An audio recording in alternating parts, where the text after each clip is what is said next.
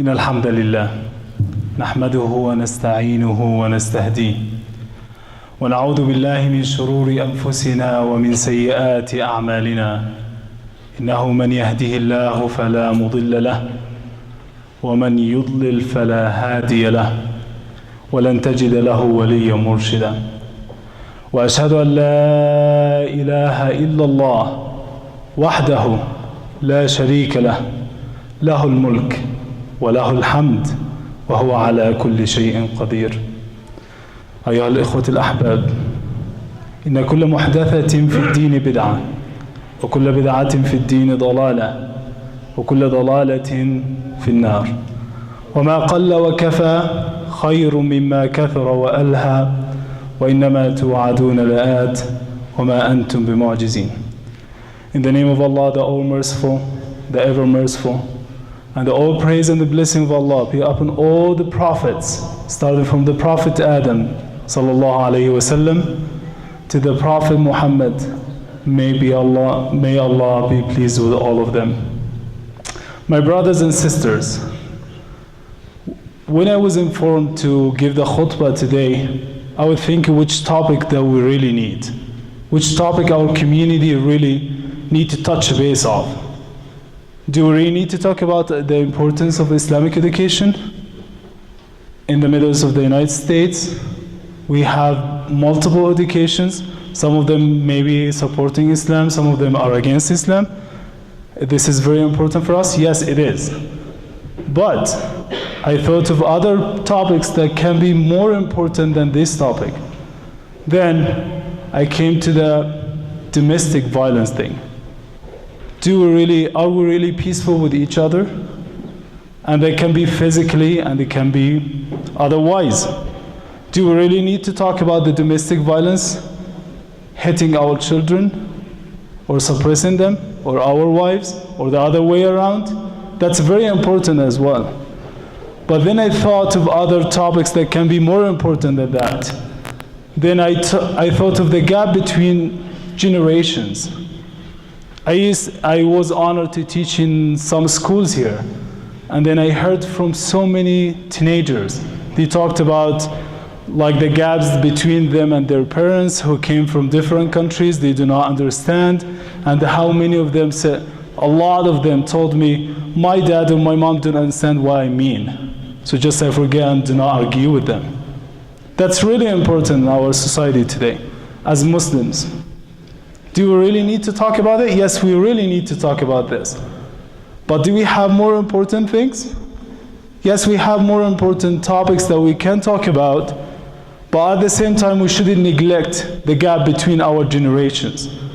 The older generation that came from different countries who suffered from suppression or torture or maybe other things, and their kids who were raised and born here and attended school. Like for example, yesterday a 12-year-old kid was talking to me about an argument between her and another student in her class about the evolution, about science and the religion and why do you believe in God. That's something very important should be addressed in our community. We shouldn't hold the traditional way of Allah said that we be a good Muslim and that's it at this point. We should address our challenges, and that's really important. But then I thought of maybe other topics that can build upon this and they can lead to this topic at the end. And then I was advised by a friend of mine who's sitting among you right now. He told me, let's talk about spirituality. Life here is so materialistic. Like we get stuck in the idea that we need to get a better house, we need to get a better car, and we hold our life in our hearts. And then I thought about it. Yes, this topic can make sense, and also this topic will lead to everything else. Will lead to the idea of raising our children in an Islamic way, understanding our children, what they understand and what they live and the struggle they're going through, especially teenagers. Like if you go to any public school, you see majority of the kids would say, with the point of religion, none. It has become a fashion to be an atheist. It has become a fashion to be materialistic. It has become a fashion that what I see, it's what I believe, anything else is not It doesn't make any sense for me. So I thought of the idea of spirituality. Do we really need spirituality in our life here? Yes, we really need spirituality in our life. We need to understand that our religion is not just laws. However, Sharia laws are very important to us. To pray in a certain way, as our Prophet told us, is very important. To pay zakah, as our Prophet told us, it's very important. To address in a certain way, it's very important for us. But my brothers and sisters, do we really understand the point beyond that? Do we really understand that rituals and the prayers and other things, the main point of them is spirituality? It depends. Some people will say, yeah, it's not just, it's a set of motions that we start by saying Allahu Akbar, finishing by saying Assalamu alaikum wa rahmatullah. That's it. My mind, my heart, my entire body from inside is not in the mosque, and actually my body is here. They just like we separated between our bodies and our souls. And that's really, really important thing that should be addressed in our community, should be addressed among ourselves, should be addressed with our children, should be addressed with our wives, and the same way around, should be addressed from our wives to us. And when I'm talking now, I'm talking to my brothers and sisters, I'm not talking just to my brothers. We should address the point that we really need to address our hearts. We need to take care of our hearts. As we take care of our bodies sometimes, it depends, but also we should take care of our hearts. And then I thought of it, okay, so what should I talk about spirituality? Like what we really need to know, what we really need to address. I know that majority of us, maybe you have heard many hadith that I'm going to say right now, but do we really feel them? Sayyidina Umar ibn al-Khattab, whenever he heard the beginning of Surah At-Tur, he always fainted. They asked him, why do you faint? Why do you pass out? Like we wouldn't feel the same way. Because he went beyond just the pure words. He went to the meanings. He lived the meanings of the word. He lived the meanings of these verses. وَالطُّورِ وَكِتَابٍ مَسْطُورٍ فِي رَقٍّ مَنْشُورٍ. And then he lived it. He lived the meanings by Allah, swearing by miraculous things in our lives. He's swearing with the book, the holy books, he was swearing with the stars. He felt that Allah is about to say something very important. And when Allah subhanahu wa ta'ala came to the verse, إِنَّمَا تُوعَدُونَ لَآتٍ وَمَا أَنْتُمْ بِمُعْجِزِينَ, he used to faint a lot on this. So the main point of spirituality, my brothers and sisters, is to take care of our hearts, to really feel what we pray, to really feel when we say Allahu Akbar, when we start our prayers, to really feel that when we say Assalamu alaikum wa rahmatullah, it has a huge meaning behind it. Assalamu alaikum. Even if you address one person, you say Assalamu alaikum. Do you really think of this? Do you really think that however we can have cars, we can have houses, we can have multiple children, we can be happy in our life, but do we really touch the base that we are happy from inside? Multiple examples for us. A lot of people are very rich. A lot of people meet a lot of requirements. Like let's say that the basis of happiness or the basis of my life is amazing is I have all the materialistic things. I have my house and my car and my other things that can make me happy. But a lot of people die. A lot of people committed suicide. Why? What's the point? Because they didn't touch the base of their heart. They didn't feed their souls. Their soul was lost.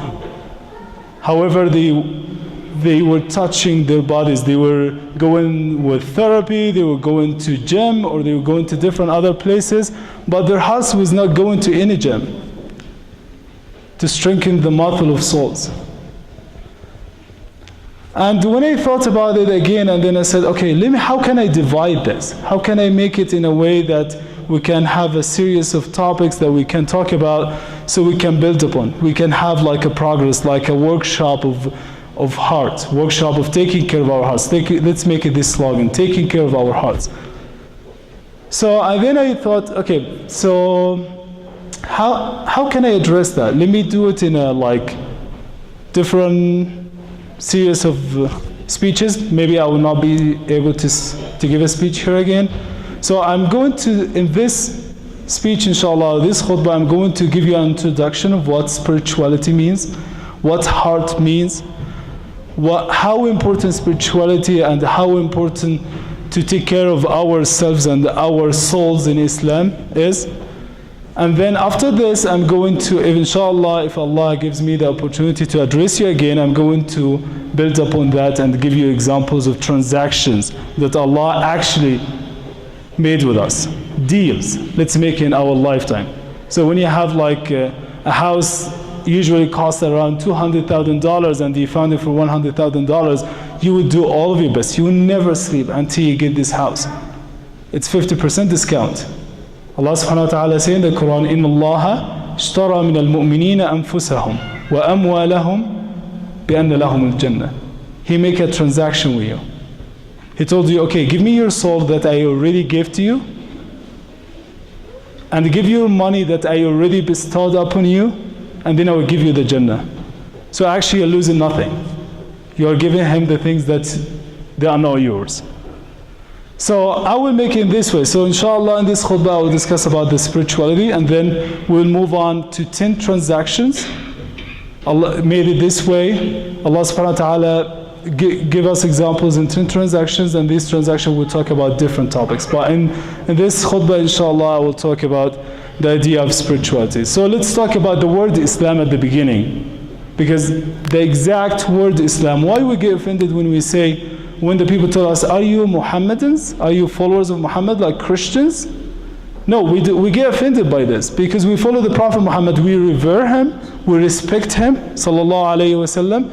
We can sacrifice our lives for his cause, but at the same time we didn't put him in the level that he is a God or son God, unlike other religions. So we get offended when we are called Muhammadans, but we get so happy when we're called Muslims. So what does it mean by the word Islam? What does Islam mean? And what's the spirituality behind it? The word Islam means mainly 4 main concepts, main terms. Sincerity, which is the start, and sincerity is about spirituality, about heart. Obedience comes next. So when you have sincerity, your obedience are fine. Submission, that you just submit yourself to the will of Allah. وَمَا كَانَ لِمُؤْمِنٍ وَلَا مُؤْمِنَةٍ إِذَا قَضَى اللَّهُ وَرَسُولُهُ أَمْرًا أَنْ يَكُونَ لَهُمُ الْخِيَرَةُ مِنْ أَمْرِهِمْ. Which means there is no true believer, female or male. When Allah and His Messenger states something, they wouldn't argue about it. That comes at the idea of submission. But remember, at the beginning it's sincerity.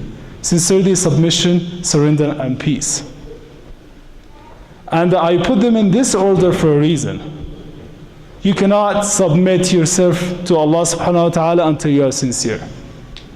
You cannot be a true Muslim until you are sincere.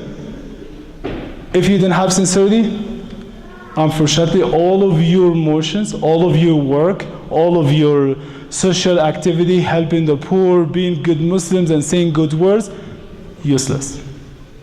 Why? Because it didn't touch your heart. You forgot something. أركان الإيمان أن تؤمن بالله وملائكته وكتبه ورسله واليوم الآخر والقدر خيره وشره, which means you believe the 6 particles of faith. We forgot that. Before being a Muslim, you should believe in 6 particles, 6 pillars of faith. And all of them is about believing. To believe. How can I believe? By heart. How can I believe? By mind. And that's why we are highly discouraged to judge a person by his appearance. And Nabi sallallahu alayhi wa sallam said, maybe you see a person, ash'athun aghbar. He looks very shabby. He's wearing very shabby clothes. Ra'suhu kadhabiba, like his head, maybe it's dark and black, and he looks, in our concept or our understanding of our life, like a disgusting person. I don't want to touch him. Maybe he have millions of diseases. لَوْ أَقْسَمَ عَلَى اللَّهِ لَأَبَرَّ. If he asks Allah, Allah has no choice but answer him. Can you see the level that this person, however his appearance doesn't look appealing for us, who reaches to the point that Allah subhanahu wa ta'ala will listen to him. It's not about looking, it's not about dresses, it's not about how we look or beautifully we dress.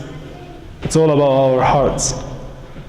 So Islam means sincerity, and that's very proven if you go along the Quran, if you read the Sunnah, if you even read the seerah of the Prophet Muhammad sallallahu alaihi wasallam, you see sincerity is all about everything. And I'll be fine with giving you 2-3 examples. The first one, the Prophet Muhammad sallallahu alaihi wasallam in the very famous hadith عن أبي حفص عمر بن الخطاب رضي الله عنه قال رسول الله صلى الله عليه وسلم إنما الأعمال بالنيات. All of your deeds depend on your intention.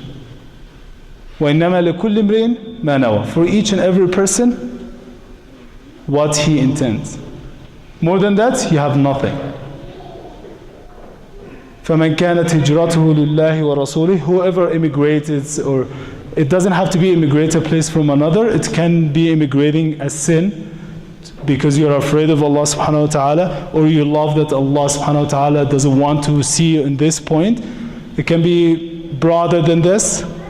For the sake of Allah, your immigration of course will be rewarded.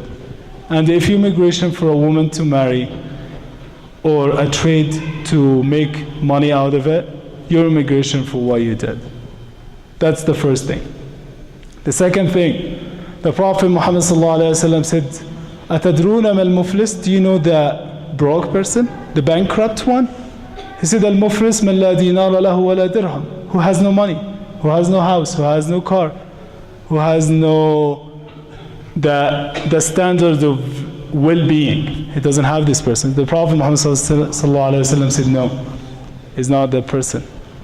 Al-muflis who came in the day of judgment with prayers. He prayed. All of us saw him or her who came, or she who came with prayers on the day of judgment and paying charity and zakah and sawm or fasting, and they came with all the pillars of faith of Islam, like doing hajj and very good person in the community and so on, but قد شتم هذا, he cursed this person because he did all of these things out of showing off. Because when you do prayers out of showing off, you go once the second you leave the mosque, you live with a community other than the Muslim community, so you are not afraid of judging you. You can go and drink, and that's very easy here. It's much easier than like not drinking. You can go and then curse, do anything because nobody sees you. At this point, your heart is not yet a Muslim. Maybe your body, but your heart is not Muslim. So, these are the bases of Islam. That's the basis of our religion. Islam comes from the Arabic root salama, peace, surrender, submission, and sincerity. So, spirituality and taking care of our hearts is part of our religion. We shouldn't ignore it. And it should be the leading factor for our prayers. That's the first thing. Secondly, spirituality is very important in our society here. Majority of us came from different countries. Maybe they have been encouraged by their societies around them that to pray and to worship Allah and to be good people. But here we're not encouraged very well. Because we have everything taking our hearts from us. Like we have in our jobs, taking care of our hearts, stress, disappointing work and tedious jobs that can be for some of us, that takes our heart, that makes us so obsessed with the job that we forget that at the end of the day we are Muslims, we are human beings. We should know who we are. We should take care of our hearts. Also, our society here is not encouraging with ma'asi, with sins.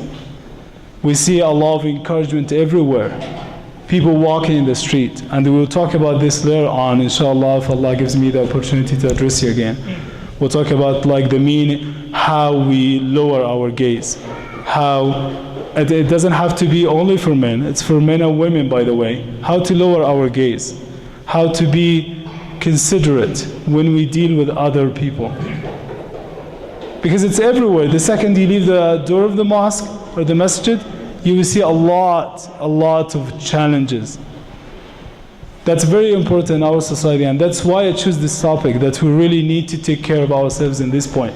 Because it's not just about looking or gazing at a person that we're not supposed to gaze at. It's not about this, it's about your heart. That affects your heart later on. That makes you get used to the ma'asi, that makes you get used to the sins. So it's very important in our society. Also, it's very important for our children. Because if our children sees how sensitive we are with our religions, they get raised in this way. Because we touch their hearts. They are very affected by the materialistic part of our society here. It's all about 1 + 1 = 2. It's all about what you see is what you believe. This is why you have this important and famous saying in English, seeing is believing. More than that, it has its own connotation in it. Seeing is believing. So anything that you didn't see, you shouldn't believe. So that means you shouldn't believe in God? That's something that should be addressed. Also, spirituality is very important for our family. And it's very important for like our community in general. Like for example, I get so much puzzled when I see a lot of new Muslims, when they say Shahada, they say it in Arabic, but they cry. They know nothing in Arabic. How they cry? There's a barrier of language here. Their hearts surpassed this barrier. Their hearts went beyond that. Their hearts went to the extent that I'm doing something very important. I'm transmitting now. I'm transforming from a life of taking care of my body or drinking and party and doing this, and now I'm moving to a level in my life that I will take care of my heart. And this is why their heart reacts to this. So that's the main thing that I will talk about today. So first of all, let me talk to you about what the heart is. The heart is not the actual piece of the blood that we have in our left side of the body. It's beyond that. We call this a heart, but its heart is about the whole thing. And this piece reacts to this in a way or another. Like the heart is all about our feelings, our reactions, our understanding, our like to be empathizing to something, to live something. That's what the heart means. And then when I talk about what sins are, sins are not just like, because they are very, very small, tiny little bit sins we shouldn't care about. Like for example, when we miss a prayer, and then we pray it after that, or we miss it and pray it after the prayers after that. Maybe we didn't look at this point, because we got used to it. That's something that we get used to it. Like at the time of the Prophet, if someone misses a prayer, that's a huge deal. Like they come and talk to him, what's going on? Are you okay? What happened? Why? Because taking care of their hearts and interpreting this in prayers and other things is very important in this society. But now, missing in a prayer, and then for me, I'm the first one of you, missing a prayer has become a norm. Has become something that we get used to. That's something very, very small, and we can give examples to this a lot. So many examples about that, like looking or gazing at other gender in a sexual way. That's also, if it happens once, it leaves a dot in your heart. It leaves a dark dot, a black dot in your heart. You don't notice it, but you notice it when you get used to it. And all of us, I'm sure that all of us experience something like this. When we do something, or we do a sin, or we do something that's against Allah subhanahu wa ta'ala or against ourselves, for the first time, it feels very heavy. It feels very heavy in our heart. We get so overwhelmed by it. And we get to the extent that, what did I do? And then you do the next time, you feel a little bit relaxed about that. The third time, more relaxed. The fourth time, more relaxed, until it has become for you fine. I didn't see any problem about that. And unfortunately, we didn't notice it. And that's the biggest thing. And that's why I'm addressing this, because we get used to things that we do and we hurt ourselves and our heart, and we are not aware of it anymore. We're not pure anymore. We're not innocent anymore. Why? Because we have seen it. We got used to it. We have seen it everywhere. We dealt with the people everywhere in this extent. And that's what we need to address these things in this way. And also when I talk about our spirituality to not to have a house, our spirituality not to be zahid, and what zuhd is. To be zahid, that doesn't mean that you ignore everything in your life. You live in the street, you become a homeless person. That's not zuhd. كان سيدنا عبد الرحمن ibn Auf, who was one of the zuhad, one of the best zuhad, who was so sensitive to this point, but who was very rich. That doesn't mean, so being rich, that doesn't mean that we're not zuhad, we're not taking care of our hearts. No. On the other way around, Abdul Rahman ibn Auf participated many times and paying a lot of money to the Muslim armies and to Muslims during different parts of his life, and he was zahid. He was one of the mubashareen bil Jannah, the 10 that were directly encouraged that they are going to heaven. Sayyidina Uthman ibn Affan, كان أزهد الناس, who was very rich. He has a lot of money. He had a lot of money at the time. He even prepared and armed 1/3 of the army. Can you imagine that? 1/3 of an army prepared by one person? And he was so zahid. He didn't hold the life in his hand, in his heart. And that's what I'm talking about now. Being a good person, taking care of your heart, that doesn't mean that you ignore everything in your life. Or you just, I'm zahid, so I dress in a very shabby clothes. No, in Allah jamilun yuhibbul jamal, dress nice. But at the same time, don't take care so much about the dress to the extent that you're going to show off. Have you seen my new brand that I'm wearing right now? Have you seen the new watch I got? It's not about this, but dress nice. Have a nice house if you have the money to do this. But do not make this nice house for you the objective, is the goal. Have a nice car.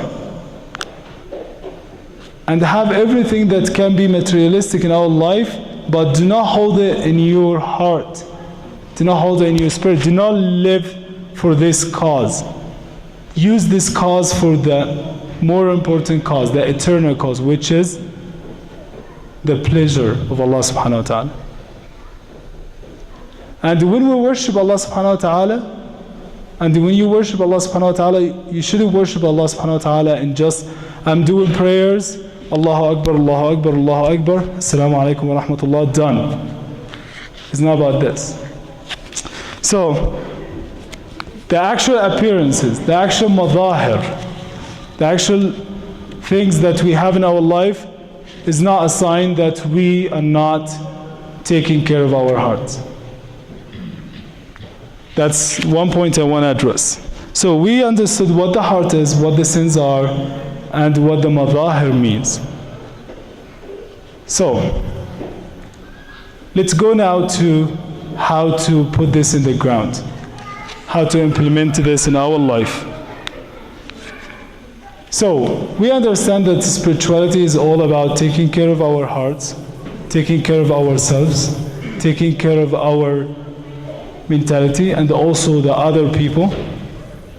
Also, at the same time, we can have everything in our life, we can enjoy everything in our life, but we shouldn't forget that life, it's all about test. It's all about temporary phase in your journey to Allah. It's something temporary. No matter how long you live, if you live for 100 years, more or less, it comes to an end. What starts comes to an end. So, taking care of our life, that doesn't mean that we ignore our life. أقول قولي هذا واستغفر الله لنا. إن الحمد لله نحمده ونستعينه ونستهديه ونعوذ بالله من شرور أنفسنا ومن سيئات أعمالنا. إنه من يهديه الله فلا مضل له ومن يضلل فلا هادي له ولن تجد له وليا مرشدا. أما بعد. So why I said right now in Arabic, I know that some of you can understand Arabic and they can understand what I said. But if you look again why I said exactly, all praise and blessing to Allah, all thanks to Allah subhanahu wa ta'ala. And then I went to the point, مَنْ يَهْدِهِ اللَّهِ فَلَا مُضِلَّ لَهُ. I was thinking of this as well. I was trying to critically think of it. Who Allah guides, you will never find another guidance to. So if you seek any other guidance in any other form of guidance, you will not be successful. Guidance comes from the one who created the heart, who created the soul. And who Allah who created that. It's Allah subhanahu wa ta'ala. So if you really need something, you should go to a specialist. If your knees hurt, you shouldn't go to a psychiatrist. You should go to a specialist that takes care of this and they specialize in this. And وَلِلَّهِ الْمَثَلُ الْأَعْلَى. Allah is the specialist in us. He the one who created us. And there is no other specialist in ourselves. That's why I repeated it again. And then I thought of it. Now مَنْ يَهْدِهِ اللَّهِ فَلَا مُضِلَّ لَهُ وَمَنْ يُضْلِلْ فَلَا هَادِيَ لَهُ وَلَنْ تَجِدَ لَهُ وَلِيًّا مُرْشِدًا. And we will never find a guide for this person. It's stated. So when we talk about our hearts, we should go to the one who created them and ask him, what do you provide us that we can fix our hearts? Allah subhanahu wa ta'ala said in a hadith قدسي فيما معناه أفضل ما تقرب به العبد إليه ما افترضته عليه. The best thing, that the most beloved thing that my servant, my slave, reached out to me through is what I obliged in him, what I imposed in him, what I asked him to do. So what Allah asked us to do, He has a very, very simple way. He told us, first, do your worships, rituals, be a good person in your life, help the other people, and have the Islamic morals. And also human morals is part of it, but Islamic morals is more than that. وَمَا زَالَ عَبْدِي.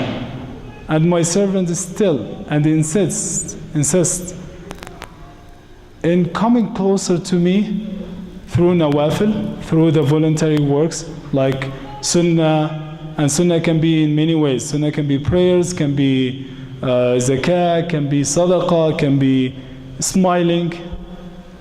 Smiling, like this tiny small thing, is a sunnah as well. It's not just prayers. More you do this, more Allah loves you. It's not about like give and take. It's about this, like the spirituality of love. It's not just like I'm doing this to go to Jannah and that's it. So Allah, I'm dealing with you in a business way. I'm giving you prayers, you give me Jannah, you give me hasanat. It's not about this. It's more than that. The pleasure of Allah, and the peace of your heart, the peace of your heart. So not a lot of people think of it this way. They think of it like you're doing this, you're going to Jannah. You're doing this, you're going to Jahannam. Yes, that's a huge part, and that's a very small part, and a lot of us like get affected by that. Get affected that a lot of people work when they are threatened that they will be punished. But we need to go upper this. That's ihsan. And ta'bud Allah kama tara. فَإِن لَمْ تَكُنْ تَرَى فَإِنَّهُ يَرَاكَ. To live all of your life with Allah. He's your best friend. You watch him in everything, and even smiling, even talking to people. You go to this level of ihsan is different than you are at the level of just a pure Muslim. You worship Allah, you do the 5 pillars, you do what you can, that's it. It's not like this. And I wish all of us, I know a lot of people are like this, but we shouldn't be satisfied with this level. We should go more than that. We should be satisfied, oh Allah, I'm doing the basics, I'm good at that, I'm so happy with this, that's fine. You will see a lot of beauty in other things. You will see more you go closer to Allah, more you love your relationship with Allah.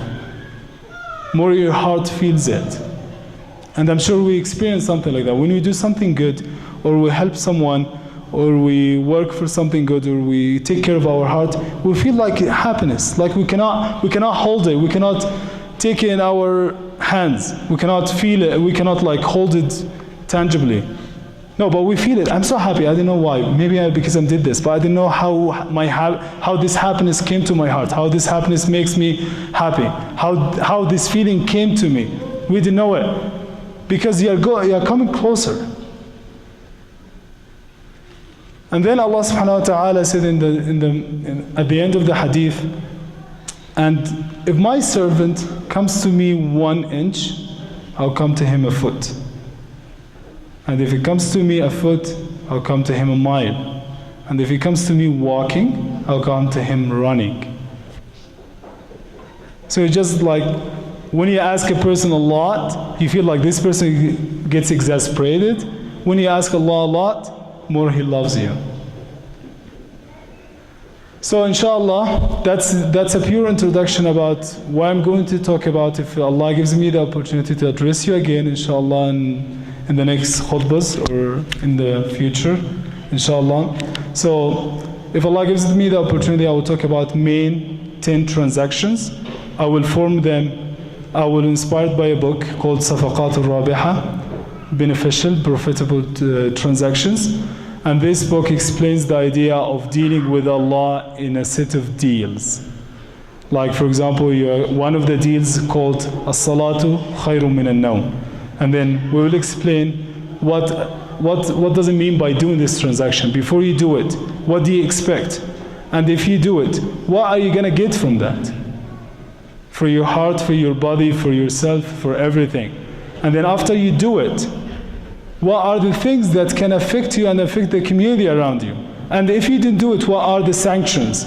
What are the things that will affect you if you didn't do this transaction with Allah? And the best way to deal transactions with Allah is through hearts. It's not about body. And then I will end up with the hadith of the Prophet Muhammad ﷺ. There was a guy passed by him, dressing nice, fine, everything looks amazing, you can even smell his perfume. And then the Prophet Muhammad ﷺ asked them, what do you think this guy, if he proposes to any of your families, would you accept him as a husband of your daughters? They said, of course, yes, look at him. And another person came the opposite way. Do you think if this guy proposes, do you think you accept him? He said, no. He said, the first one is in heaven, in Jahannam, in hell, and the second one is in heaven. It's not about appearances. اللهم اغفر لنا وارحمنا وعافنا واعف عنا واغفر لنا وارحمنا اللهم اهدنا فيمن هديت وعافنا فيمن عافيت وتولنا فيمن توليت وبارك اللهم لنا فيما أعطيت وقنا واصرف عنا شر ما قضيت إنك تقضي بالحق ولا يقضى عليك اللهم يا أرحم الراحمين ويا واصل المنقطعين أوصلنا إليك وهب لنا عملا صالحا يقربنا إليك اللهم هب لنا عملا صالحا يقربنا إليك اللهم آتنا في الدنيا حسنة وفي الآخرة حسنة وقنا عذاب النار وقنا عذاب النار اجعلنا ممن يعملون بالقرآن ويقفون على حدوده ويتدبرونه اللهم ذكرنا منه ما نسينا وعلمنا منه ما جهلنا اللهم اجعل من أعمالنا ونياتنا قرة عين لك ولنبيك يا أرحم الراحمين اللهم إنك عفو كريم حليم تحب العفو فاعف عنا